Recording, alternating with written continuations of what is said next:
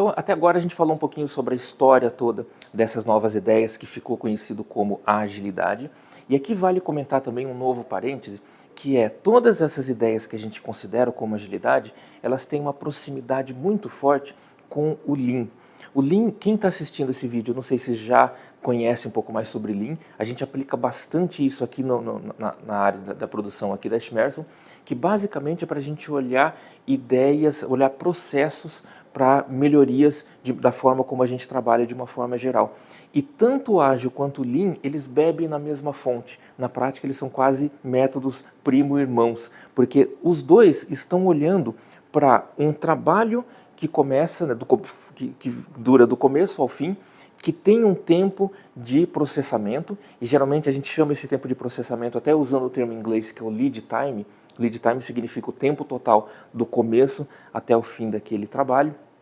E tanto o Ágil quanto o Lean, a gente começa a treinar um pouco o nosso olhar para a gente olhar para esse trabalho como um todo e começar a enxergar que na prática o trabalho ele não é tão linear assim, ele não é contínuo. O que acontece muito na prática é que a gente tem pontos de processamento desse trabalho e a gente tem muitos pontos em que esse trabalho para por alguma razão. Seja porque a gente está esperando algum tipo de informação, seja porque a gente mandou um e-mail e a gente está esperando a resposta daquele e-mail, seja porque chegou um trabalho mais importante e a gente interrompe aquele trabalho para fazer um novo trabalho e depois a gente volta naquele original, seja porque a gente tem que parar para corrigir alguma coisa, e correções sempre são retrabalhos, é um trabalho que a gente faz uma vez, manda e depois volta para a gente fazer de novo o mesmo trabalho, só que dessa vez da forma certa. Então, na prática, tanto o Ágil quanto o Lean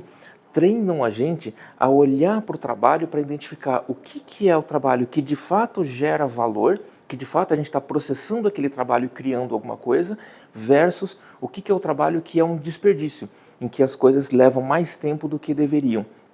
E quando a gente começa a identificar cada vez mais esses pontos de melhoria, esses pontos de desperdício e pontos de valor, o que acontece é que a gente passa a atacar esses pontos de desperdício, minimizar ou reduzir praticamente a zero esses desperdícios, e quando a gente consegue fazer esse trabalho, o efeito que isso causa é que o tempo do trabalho passa a ser muito mais reduzido.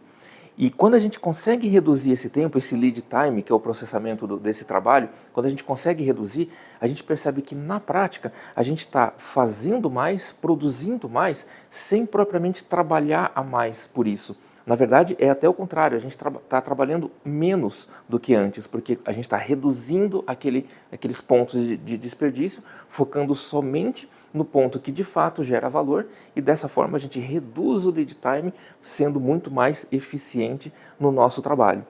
Nos próximos vídeos eu vou comentar um pouco mais sobre como a gente pode de fato fazer isso na prática. Até lá!